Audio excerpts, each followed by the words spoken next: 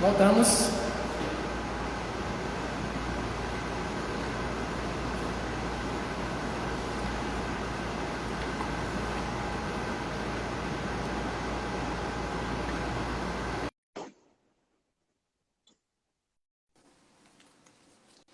E aí, tá me ouvindo? Tivemos uma chamada no telefone e acabou cortando o áudio. Ok, mas Mas aí a agora gente tem que interromper, pastor, porque a gente não estava com o retorno do seu áudio. entendi. Mas Então, pode prosseguir. vamos lá. Então, é importante só que os pais entendam isso. Há muitas influências e eles precisam descansar o seu coração em relação a isso. É óbvio que sendo que nós devemos ter a nossa parte, fazer a nossa parte e sermos uma influência. Uma influência desde sempre. É que tem pai que vai querer ser isso depois que os filhos já cresceram. É importante que a gente procure desde sempre. Tem gente falando que não está ouvindo. Você está me ouvindo? Bueno, estranho. Mas, enfim, desde sempre ser uma dessas influências, porque isso vai fazer diferença ao longo da vida dele. Quando ele tiver mais idade ou mais maturidade, certamente ele vai lembrar desses conselhos, daquelas lições que nós ensinamos sem palavras, mas com a nossa postura, com a nossa atitude. Agora, eu sei que há muitos pais que sofrem com a questão das amizades virtuais, né, do filho. É o seguinte, gente, se seu filho é adolescente ou é pré-adolescente, eu não gosto muito dessa expressão, ele é criança, não entrou ainda na adolescência, sobretudo, você deve pensar se é salutar dar um smartphone para uma criança de 7 anos de idade. Não é. Não é para isso. Eu acredito que depois que eles passaram aí dos 12 anos, aí você pode dar um celular, mas mesmo assim com muitas ressalvas, com horário e essa coisa toda. Né? Para não deixar porque essa geração, já se fala da geração, a gente fala da geração Z, já se fala da geração alfa. É uma outra geração surgindo aí. O negócio está muito rápido, né? Então, ter esses cuidados desde sempre obviamente, que quando o pai compra um celular e dá para o filho, é uma festa. Faz uma festa também quando você comprar um livro. Entrega para ele com toda aquele empolgação, para ele ver a importância que tem também a leitura e você conversar com ele sobre literatura, você conversar com ele sobre o que acontece. Criar esse hábito de conversar sobre tudo ajuda bastante. E ter a senha do celular do filho, sim, vai chegar um momento que não vai dar para ter senha. Vai chegar um momento É, que eles vão seguir por ali. Mas, enquanto exatamente. puder, para você ver o que ele está vendo, saber com quem ele está conversando, se pode colocar lá um aplicativo espião no celular, faça isso, e a gente deve se cercar de cuidados. E eu tenho ouvido e já tratei com pais, não poucas vezes, tomando sustos com aquilo que os filhos estão vendo nos seus celulares. Isso, pastor. E aí, muitas vezes, quando não existe esse diálogo, né, ele vai buscar esse diálogo fora, né? Vai buscar nos amigos, ele vai ver na tecnologia, e isso acaba prejudicando ou influenciando negativamente a vida. E temos uma pergunta aqui: o que fazer quando não existe esse diálogo? Só existe o choque, né? Porque muitas vezes não existe o diálogo, o pai não tem o acesso ao filho e o filho não permite, ou vice-versa. E aí, como agir diante dessa situação? Eu não sei quem fez a pergunta, eu não estou julgando quem fez a pergunta, tá? Mas às vezes essa é uma acusação recorrente dos filhos.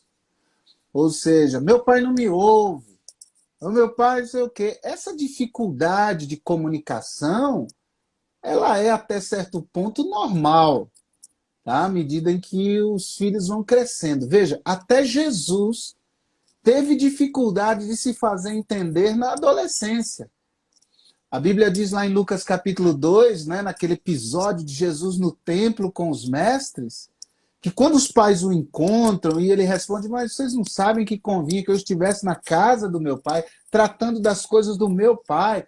A Bíblia diz que eles não compreendiam o que Jesus estava dizendo. Veja, até Jesus teve dificuldade de se fazer entender na adolescência em relação aos seus pais. A comunicação tinha chiado. Porém, no mesmo texto diz, mas era-lhes submisso. Se Jesus obedecia a seus pais, papai não entendeu nada, mamãe não entendeu essa história de eu estar aqui, mas vamos voltar para Nazaré. E eles voltam, porque Jesus era submisso aos seus pais. Mas o que eu digo é assim, quando há dificuldade de comunicação, filho, procure alguém para conversar. Agora não procura teu coleguinha da escola ou da igreja. Eles talvez estão vivendo os mesmos conflitos. Então procura alguém mais experiente, o conselheiro da mocidade, o seu pastor, não é? Um irmão ou uma irmã espirituais reconhecidamente, né? pela igreja, pela comunidade ali cristã. E você fale sobre isso, porque essa pessoa pode ser uma ponte. Tá? Pode ser uma ponte que vai tentar sondar, que vai tentar perceber o que está acontecendo e vai lhe orientar. Da mesma forma, o pai. Quantos pais me procuram ou procuram pastor de jovens da nossa igreja que eles estão com dificuldade e o pastor faz essa ponte, conversa com um, conversa com o outro, você precisa ouvir mais no seu pai, olha, ele falou isso que você tem dito e magoa ele. Então, vai ali fazendo esse meio de campo para tentar restabelecer a comunicação. E, olha, geralmente funciona, viu? Pastor, uma última pergunta, né? A gente sabe da influência necessária dos pais, né? Meios tecnológicos, tudo está aí para nos influenciar, certo? E aí, muitas vezes, isso acaba influenciando negativamente, né? Filhos que tendem a se isolar, que tendem a viver uma vida particular, parte da família, né? Ele, na família e na igreja, é um jovem, né? Mas quando ele está só com seus amigos, ele vive uma vida particular. Isso aí é devido à influência que ele teve do meio que ele vivia e da falta de acompanhamento dos pais, digamos assim, certo? E aí, qual conselho o senhor daria? Eu vou pedir para o senhor fazer um conselho para os pais e um conselho para os filhos, né? Porque muitas vezes os filhos eles acabam tendo caminhos errados. Né? Que conselho o senhor daria para os pais? Que conselho o senhor daria para os filhos? Não, eu diria o seguinte, primeiro que isso faz parte do desenvolvimento humano. É natural que o adolescente que está em busca... Porque o que acontece? A criança tem como referências de vida aquele microcosmos onde ele vive, que é a família dele. É o pai, a mãe, é o tio, é o primo, é o avô, é a avó. A referência de mundo que a criança tem é aquilo ali.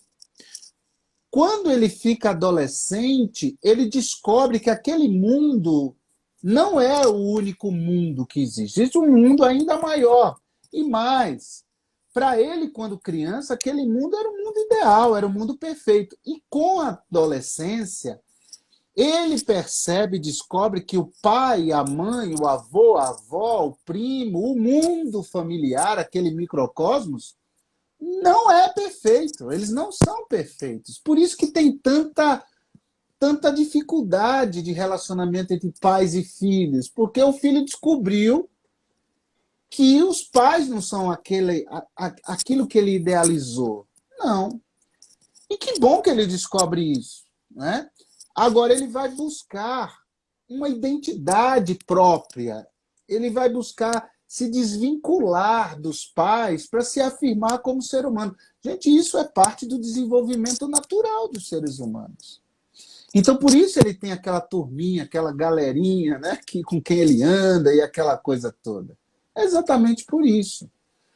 Agora, o importante, agora falando aos pais, é os pais manterem o canal de diálogo e a porta aberta. Os filhos adolescentes gostam de ficar dentro do quarto, porta trancada. É normal. Ele está dizendo assim, gente, eu tenho a minha individualidade, o meu mundo. Agora, os pais têm que romper essa barreira. Ou seja, os pais devem abrir a porta do quarto. Quantas vezes a minha filha tem 18 anos, mas desde sempre eu faço isso. Bato a porta do quarto e entro. E deito na cama, digo, o que você está fazendo? E converso com ela. Eu quero que ela sempre saiba, meu filho sempre saiba, que o canal de comunicação está aberto. Porque eu também fui adolescente e eu lembro que eu também ficava mais com a minha turma da escola ou da igreja. E que o diálogo em casa era cada vez menor da minha parte. Não é? Então, essa coisa de deixar a porta aberta e estar sempre buscando isso, não é para querer saber da vida, não é isso. Ser o detetive, fazer ali um interrogatório policial, não é isso. Mas é para manter o canal aberto e ir conversando. E aos poucos esse adolescente, ele vai se desarmando. E o pai consegue. Porque no fundo, eles amam os pais. Eles querem ter relacionamento. Então, pais, não se tranquem. Não se fechem. Tá? Entra no quarto, brinca um pouco, conversa um pouco e sai. Mas para que ele saiba que o canal está sempre aberto. Isso é muito importante, porque haverá momentos em que os pais realmente não... Aliás, os filhos vão descobrir certas coisas na vida, eles vão dizer assim, meu pai me falava, e eles vão correr para os pais. Mas se a porta estiver sempre fechada, o relacionamento enrijecido, dificilmente haverá essa procura. Né? Então a gente tem que atentar para isso também. E filhos, seus pais amam vocês, independente de qualquer coisa, em qualquer situação. Aliás, as pessoas no mundo, depois de Deus, que mais amam vocês, independente de qualquer coisa, são seus pais. Então, você deve honrá-los de fato e manter o canal aberto com eles também. Há espaço para todo mundo, para os pais, para os amigos e tudo mais. Agora, as más influências trarão consequências. Então, cuidado com quem você anda.